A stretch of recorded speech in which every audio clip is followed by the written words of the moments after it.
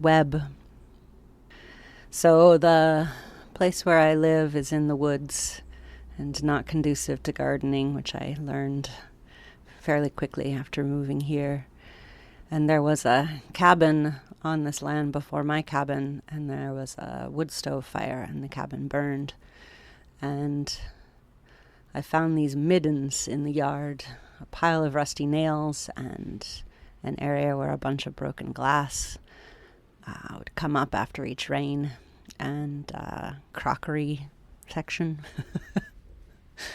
So I began a practice of excavation, and this probably came from the spring of 2016. Web. In the old garden, in the wild yard, digging into the hill, uncovering stones, extracting glass bits from the developing soil, learning the land through the remnants buried, quieting down to listen. A flare-up in the currents between her and the world.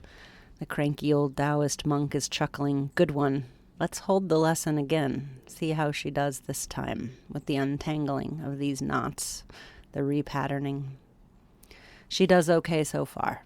Holds the mirror back up, uses her words, hangs on to her sense of humor, calls him on a few things, leaves the door between them closed and unlocked.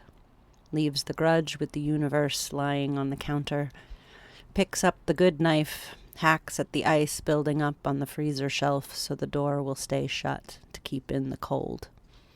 Goes out after each rain to unearth the damage from the dirt, learning herself in the garden of broken glass, the garden of old nails, the garden of shards left after the fire.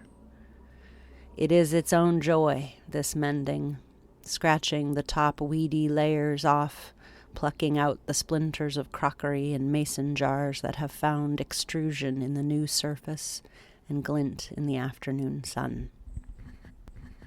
There is a mystery unfolding in her heart, and this morning on the drive in to work past the daffodil fields, she reached up her hand and cupped the sun in her palm and let it feed her.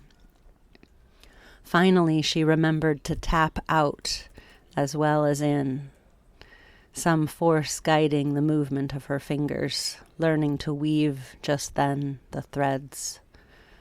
One beautiful stretch of clarity is sometimes all we get before the strings twist and the rest delivers itself in infinite variation.